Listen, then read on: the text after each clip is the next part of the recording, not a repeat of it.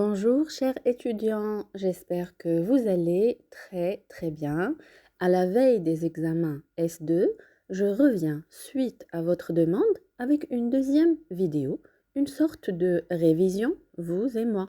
Et vous allez essayer à travers cette vidéo de situer votre savoir pour voir si tout va bien, s'il faut réviser certains chapitres, si vous avez oublié quelque chose, vous revenez, vous révisez s'il vous plaît et ne regardez pas les réponses.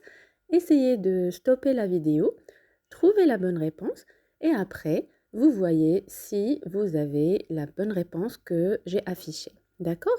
Donc sans plus tarder, nous allons commencer. Mais s'il vous plaît, juste avant de commencer, pour les personnes qui ne sont pas mes étudiants, ne vous inquiétez pas. Cette révision concerne tous les ensembles de notre université Hassan II et des autres universités au Maroc ou à l'étranger, puisque le programme est national. D'accord? Autre chose, si vous n'avez pas vu la vidéo révision numéro 1, revenez, elle est juste avant cette vidéo sur ma chaîne. D'accord? Donc, let's go ensemble. Dans la structure hiérarchique fonctionnelle, les organes opérationnels ont un pouvoir hiérarchique. Les organes fonctionnels ont un rôle de conseiller. L'état-major est constitué de conseillers fonctionnels. Toutes les réponses sont justes. Je vous rappelle bien sûr dans les structures staff and line, appelées aussi organisation ou structure hiérarchico-fonctionnelle, il y a, on va dire, coexiste la ligne, donc le système fonctionnel, qui est un modèle pyramidal et le staff, état-major, sous l'autorité d'un chef. C'est lui qui va conseiller les cadres, donc c'est toutes les réponses qui sont justes.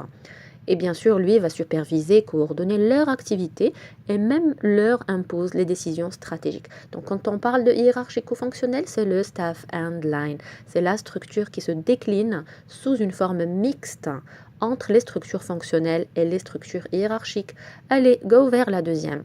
Le nombre d'associés est fixé à 5 pour une SA, SCS, SNC ou bien pour une SARL.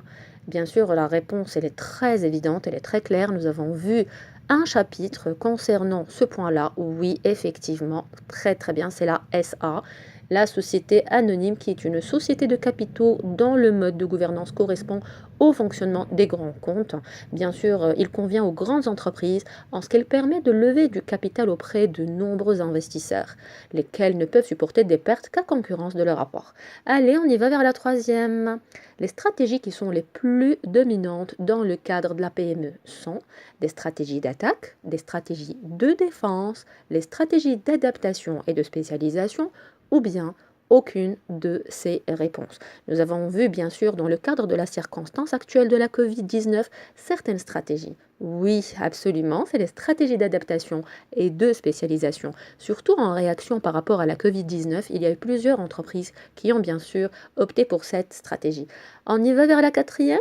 L'analyse SWOT est nécessaire pour tout manager car elle permet le suivi des activités, une meilleure gestion de risque, établir des choix stratégiques ou aucune de ces réponses. Qu'est-ce que vous diriez? Oui, bravo, c'est établir des choix stratégiques.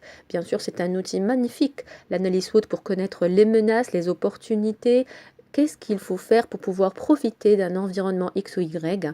Et tout manager devra opter pour l'analyse SWOT pour pouvoir arriver à ses finalités. On y va vers la cinquième question. La segmentation du marché favorise un meilleur ciblage. Cela signifie alors le choix réfléchi de la cible, la division du marché en plusieurs catégories, la modification du processus de production ou aucune de ces réponses. Oui, bien sûr, c'est évident quand on segmente, oui, on divise. La sixième, la création de nouveaux produits, relève de quelle stratégie? Focalisation, innovation ou diversification. J'attire votre attention sur un mot très important, la création. On crée un nouveau produit. Donc, quelle est la bonne réponse? C'est très simple.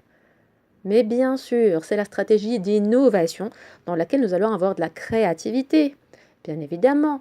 Allez, la septième question. On parle maintenant de produits, du cycle de produits qui passe par les phases suivantes. Création, supervision, distribution, évolution, évolution, maturité, fidélisation, fidélisation, connaissance, notoriété, lancement, croissance, maturité ou déclin. Mhm. Mais bravo, c'est le lancement, la croissance, la maturité et le déclin. Et bien sûr, vous pouvez revenir aux vidéos sur ma chaîne pour pouvoir réviser. On passe à la 8e. Pour identifier une PME, cher étudiant, il faut se référer à sa valeur ajoutée, son effectif, son bénéfice brut ou bien son chiffre d'affaires.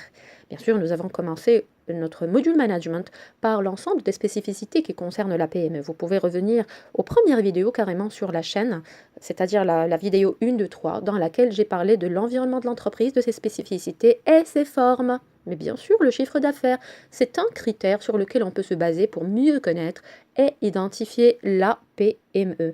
Bien sûr, on se base sur l'Association nationale de la PME, sur la CGEM et sur les derniers chiffres de l'HCP du ministère, bien sûr. Et donc, on passe directement vers la 9e.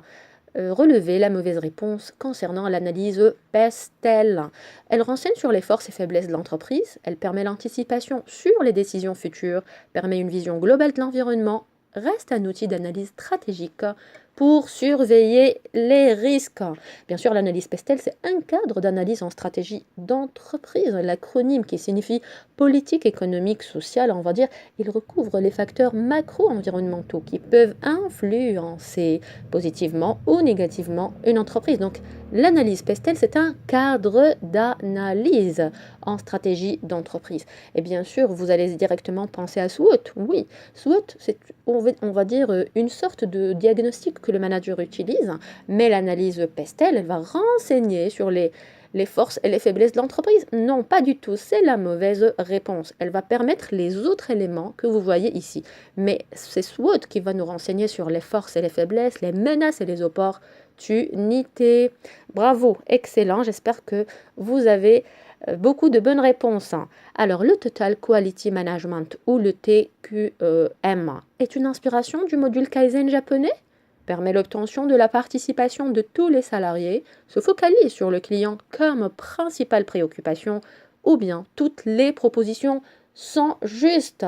Bien sûr, quand on parle de management de la qualité, directement, on pense à la qualité totale qui est une démarche de gestion de la qualité dont l'objectif est l'obtention d'une très large mobilisation et implication de toute l'entreprise pour parvenir à une qualité qui est parfaite en réduisant au minimum les gaspillages, en améliorant en permanence les éléments de sortie. Mais bien sûr, toutes les propositions sont justes, mais bien évidemment, on cherche la qualité et c'est l'ensemble de principes et de méthodes de gestion qui nous mènent vers la qualité.